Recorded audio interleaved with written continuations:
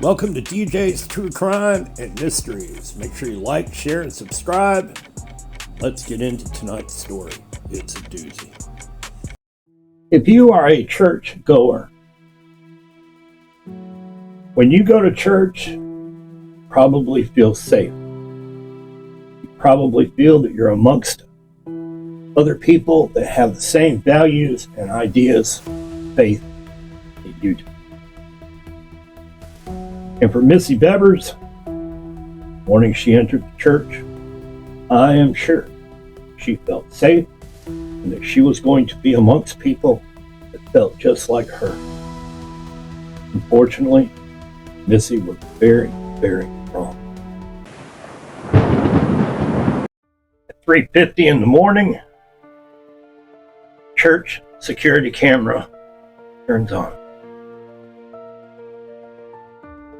The hallway lights glow a pale white. No voices can be heard. There was no congregation there at that time.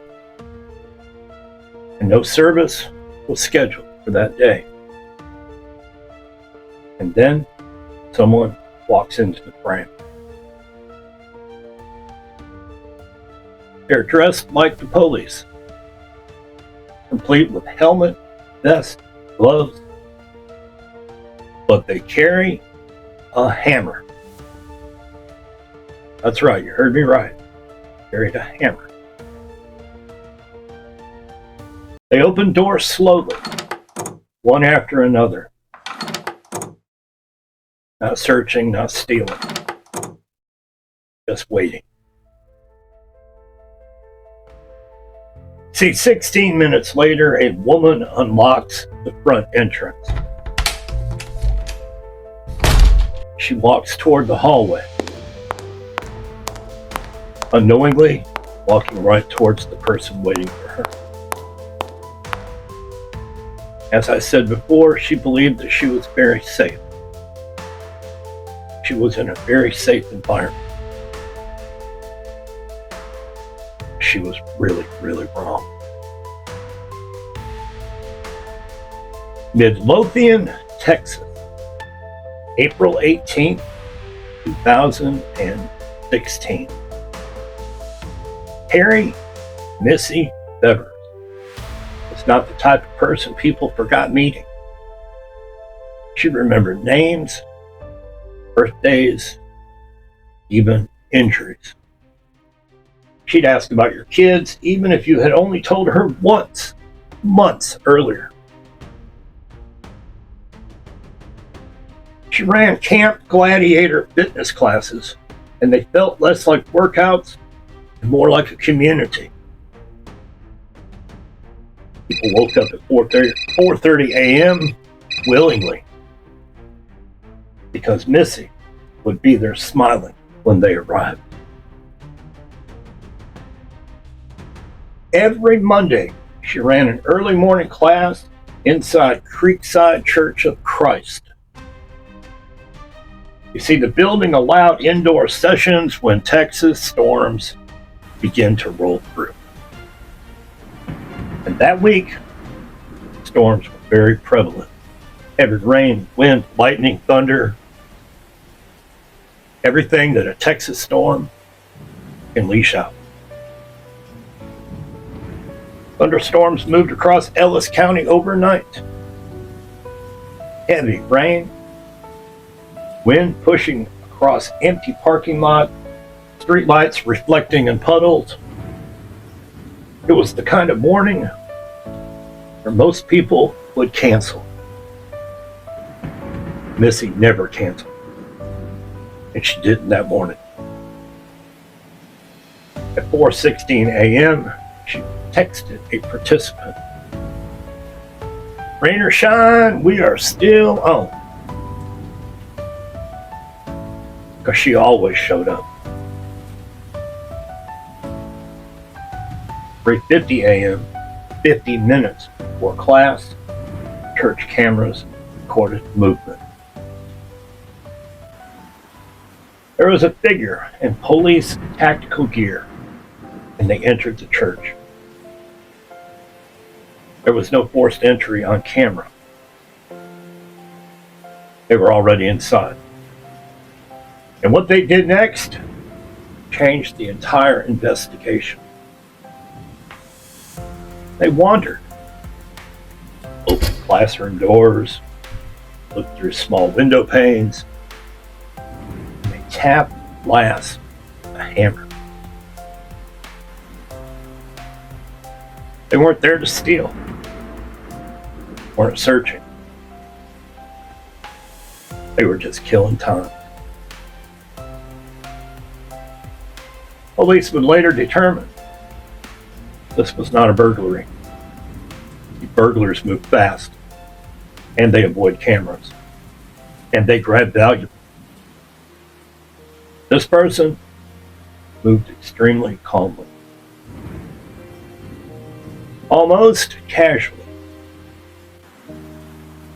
They expected someone to arrive, and they knew who was arriving.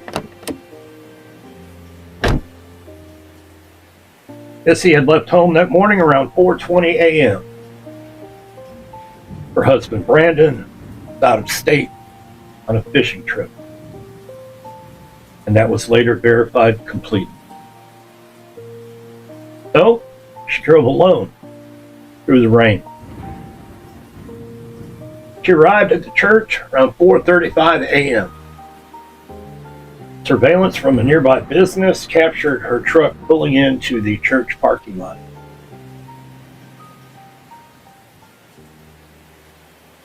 She carried in a mat, a speaker, and workout supplies. She unlocked the front door. She walked inside. She propped it open for class members. And then she walked down the hallway, unknowingly, towards the person that was waiting for her. Cameras never showed the killing directly. They damn sure recorded the aftermath. And forensic evidence, well, it told the rest. Approximately 4:40 a.m., a violent struggle occurred. Missy fought for her life. Missy fought hard. And defensive wounds covered her hands and arms. Telling what she couldn't. She gave it everything she had. The hammer was used repeatedly. And it was not quick. And it was personal. No valuables taken, no assault beyond the killing, nothing stolen afterward. The attacker just left. At 5 a.m., participants began arriving. Rain was still falling. They noticed the door open, the lights were on. They also noticed that the music equipment was not set up. And that was probably their first cue that something was off, something was wrong. Because Missy was always prepared, waiting, ready for everyone to show up. Participants called out her name. Missy, Missy, Missy.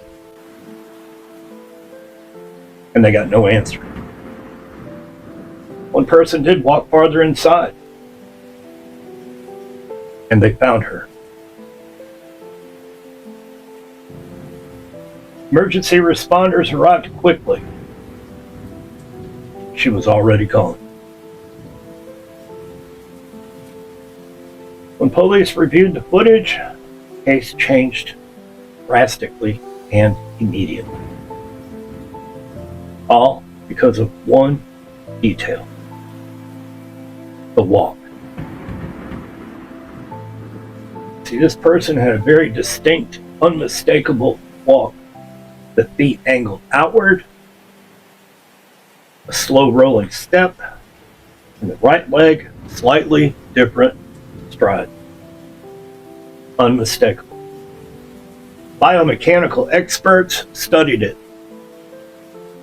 They estimated the height 5'2", 5'8", with a medium build. Possibly a natural gait, not a disguise.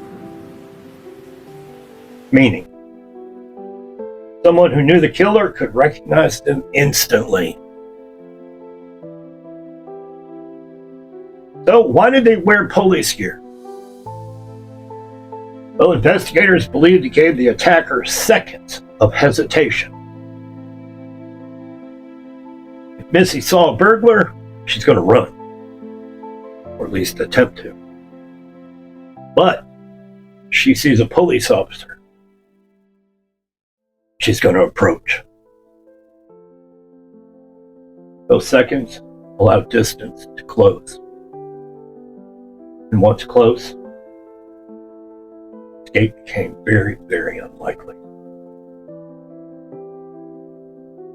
Around 2 a.m., a nearby sporting goods store camera captured a car circling the area repeatedly. It was a light-colored Nissan Altima, and it made several slow passes. It exhibited waiting behavior, and the car was never identified. But police definitely believe it was connected. Detectives gradually moved away from random violence. Everything pointed to targeted homicide. The early arrival, the waiting behavior, there was no theft, specific victim timing, and a disguise strategy. This person had thought out completely and planned this encounter well ahead of the encounter itself. Obviously, they knew her schedule, and they knew that she arrived alone.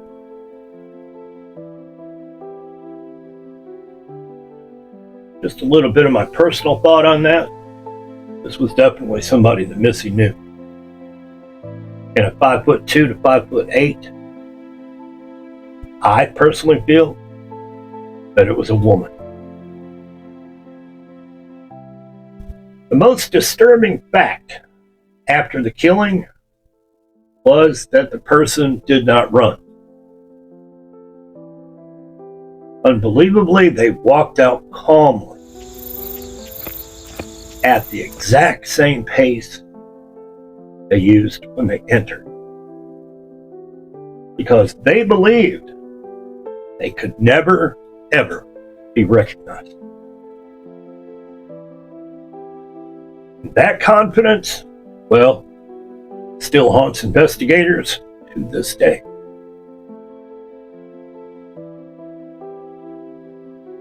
Storm hid the noise that morning. Rain striking the roof, thunder covering impact. And inside a church that was meant for safety, someone waited nearly an hour, one single person. Not for money, not for opportunity, but for her. And years later, police still believe the answer is simple. Somewhere, someone watched that footage, and they knew exactly who that walk belonged to. They just never said it out loud. You see, from the very beginning, police believed the gait, the way the person walked, would be the breakthrough, because it was unusually identifiable. Again, the feet were angled outward at a very short stride length, and a slight right leg swing, and very relaxed, unhurried movement. They had consulted biomechanical analyst, podiatrist, and gait specialist. The working theory was this: someone who personally knew the attacker would immediately recognize that walk. sure they did. Thousands of tips came in after the footage was released publicly.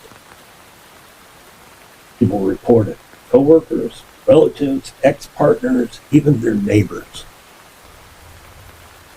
Every major lead was investigated, and none matched conclusively. There was no arrest, and there was no official suspect named. Investigators later acknowledged several complications. Tactical gear altered body proportions. Helmet, vest, and boots can subtly change stride mechanics. Injury versus natural gait, unclear. It might not be permanent. It could be from temporary pain or even the footwear. Human recognition is unreliable. People often recognize patterns that fit expectations. No supporting forensic evidence, DNA recovered, has not matched anyone in databases publicly disclosed. Current status of this case: murder of Missy Bevers, April 18, 2016, Midlothian, Texas, remains an open, unsolved homicide.